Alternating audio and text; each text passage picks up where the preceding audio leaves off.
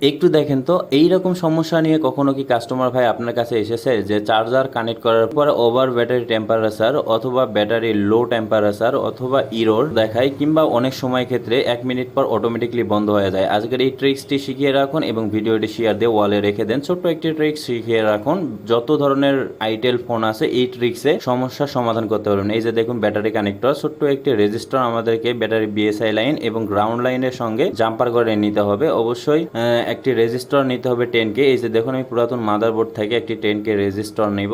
রেজিস্টারটি অবশ্যই 10K হতে হবে এন্ড আপনারা দেখতেই পাচ্ছেন 10K ফুল 10K রেজিস্টারটি নিয়ে আমি ব্যাটারির বিএসআই লাইন এবং গ্রাউন্ড লাইনের সঙ্গে জাম্পার করে নিব এন্ড আপনারা দেখতেই পাচ্ছেন আমি জাম্পার করে নিয়েছি। এবার ফোনটিকে সুন্দরভাবে আগের মতো করে ফিডিং করব। ফিডিং করার পর ব্যাটারি লাগাবো। ব্যাটারি লাগিয়ে ফোনটিকে চালু করব। চালু করার পর চার্জার কানেক্ট করে চেক করে দেখব যে আমাদের লো টেম্পারেচার এই প্রবলেমটি দেখায় কিনা এন্ড আপনারা দেখতেই পাচ্ছেন সমস্যাটি কিন্তু সমাধান হয়ে গেছে। এখনো যারা আমাদের নিয়মিত ভিডিওগুলি দেখেন বাট ইউটিউব চ্যানেলটি সাবস্ক্রাইব করেনি, অবশ্যই চ্যানেলটি সাবস্ক্রাইব করে ফেসবুক পেজটিকে ফলো দিয়ে রাখবেন। ধন্যবাদ।